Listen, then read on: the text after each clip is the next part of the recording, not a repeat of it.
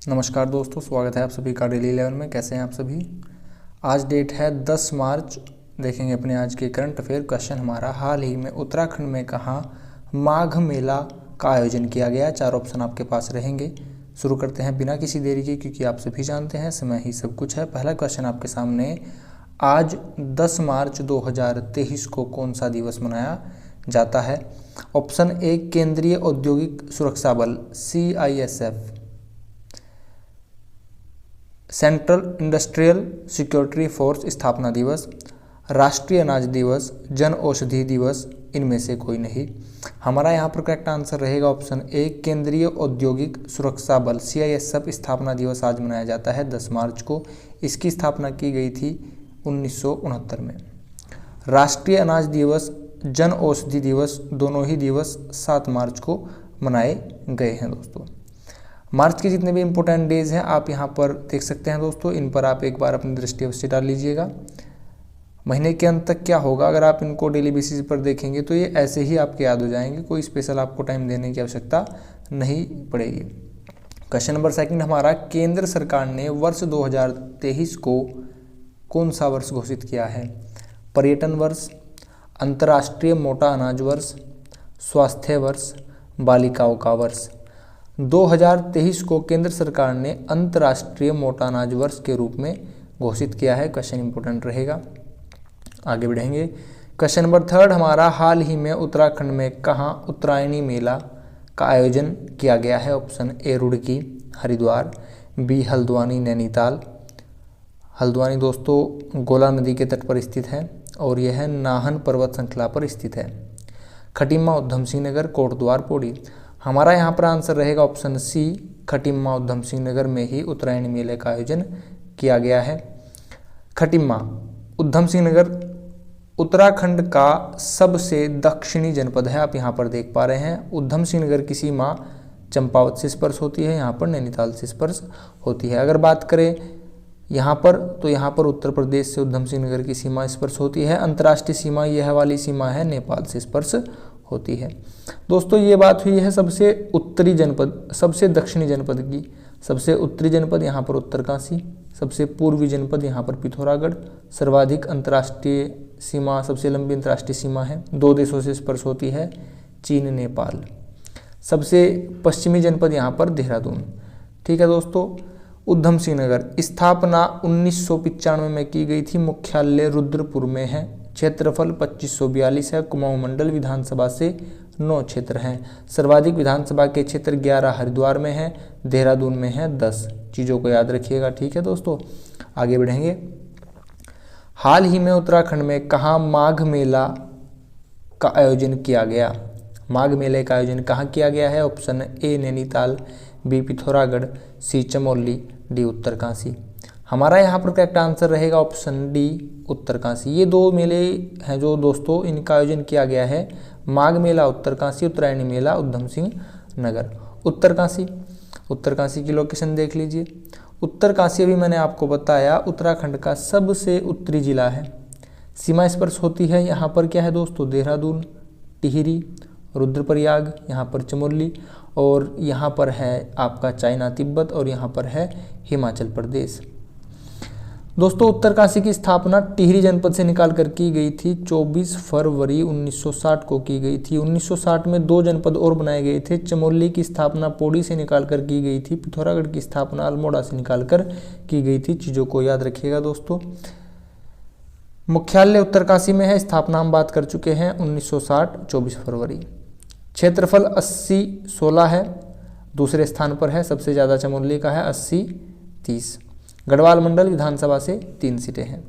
आगे बढ़ेंगे। Question number 5 हमारा, हाल ही में T+1 सेटलमेंट प्रणाली लागू करने वाला दूसरा देश कौन बना है। ऑप्शन ए भारत, बी चीन, सी अमेरिका, डी ब्रिटेन। दोस्तों जो भी इस टाइप के क्वेश्चन होते हैं इनका अधिकतर जो आंसर होता है हमेशा भारत होता है। ठीक है, दूसरा देश बना है भारत। आंसर मैंने आपको बता दिया। बात करते हैं प्रथम कौन है। प्रथम पूछा जा सकता है तो प्रथम है चाइना। ठीक है दोस्तों, नेक्स्ट यहाँ पर भारत का आप मैप देख पा रहे हैं। भारत की राजधानी नई दिल्ली है। बड़ा ही सरल सा प्रश्न है। भारत के यहाँ पर आप देख पा रहे हैं गुजरात की सीमा सबसे लंबी है। अगर तटीय सीमा की बात करें, दूसरे स्थान पर यहाँ पर आंध्र प्रदेश की है। 9 राज्य हैं जिनकी सीमा तटीय है, 4 केंद्र शासित प्रदेश हैं जिनकी सीमा तटीय है।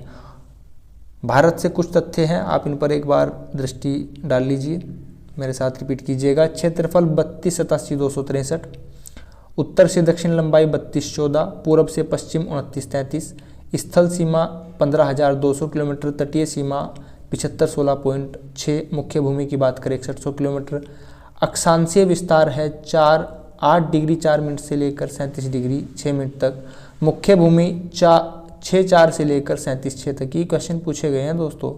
देशांतरी विस्तार है 68.7 से पूरब से 97.25 पूरब।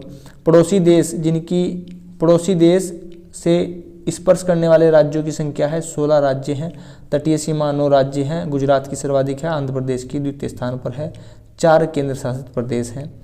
बात करते हैं विश्व में क्षेत्रफल में हमारा 7वां स्थान है और पूरे विश्व का 2.42% भारत खुद में समेटे हुए है। विश्व की जनसंख्या की बात करें, हमारा दूसरा स्थान है, प्रथम चीन का स्थान है और 17.5% भारत खुद में जनसंख्या समेटे हुए है। आगे बढ़ेंगे दोस्तों।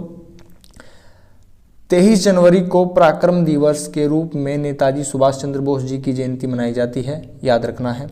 क्रम पूछा गया है, कौन सी मनाई गई है, 125, 26, 27 या 150।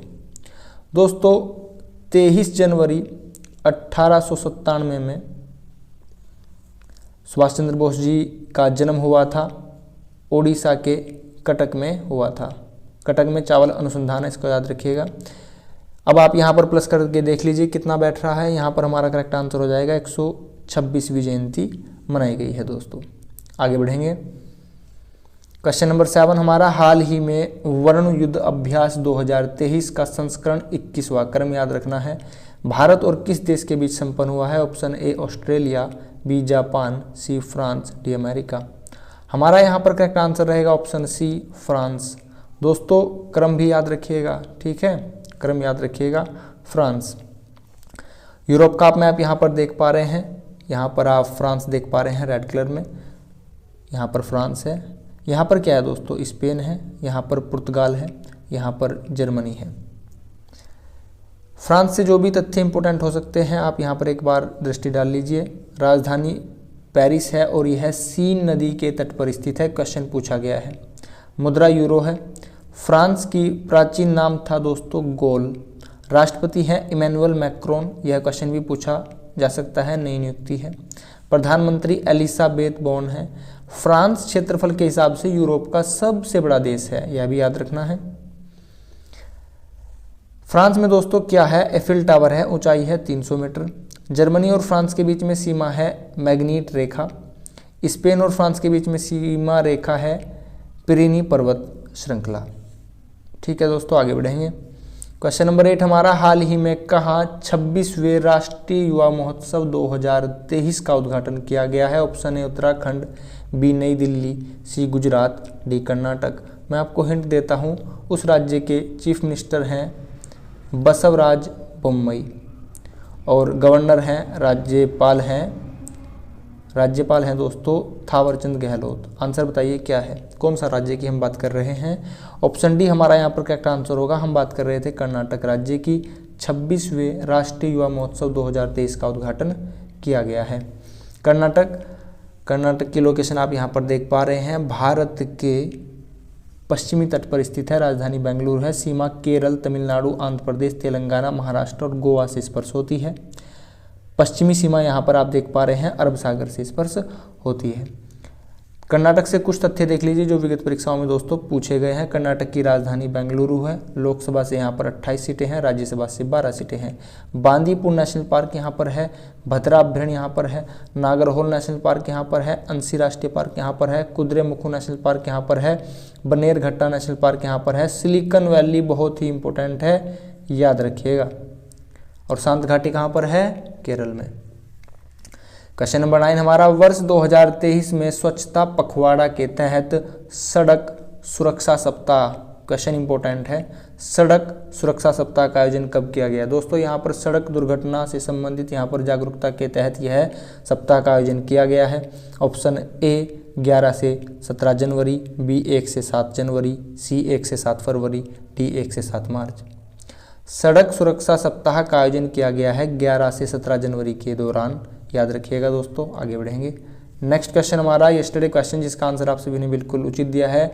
दून कैंट स्वच्छता चौपाल 19 दिसंबर 2022 को इसका लोगो लॉन्च किया गया। क्वेश्चन नंबर 11 हमारा, वर्ष 2023 के 74वें गणतंत्र दिवस क्रम याद रखिएगा 74। कर्तव्य पथ पर उत्तराखंड की झांकी की थीम क्या रही? उत्तराखंड की झांकी का प्रथम स्थान रहा है। यहाँ पर पूछा गया है इसका विषय क्या रहा, थीम क्या रहा? Option A Kedarkhand, B Manaskhand, C Skanda Purana, D Brahmapur. दोस्तों इसका आंसर तो आप मुझे बताएंगे, ठीक है, अच्छी बात है। स्कंद पुराण में कितने खंडों की बात की गई है आप यह भी बताएंगे, उनके नाम का थोड़ा सा व्याख्या भी करेंगे। अगर आप चैनल पर नए हो, वीडियो आपको हेल्पफुल लगी हो तो प्लीज़ दोस्तों चैनल को सब्सक्राइब कीजिएगा, वीडियो को लाइक एंड शेयर कीजिएगा। आपने अपना कीमती समय चैनल को दिया है, इसके लिए आप सभी का बहुत बहुत धन्यवाद। Thanks for watching. नमस्कार दोस्तों।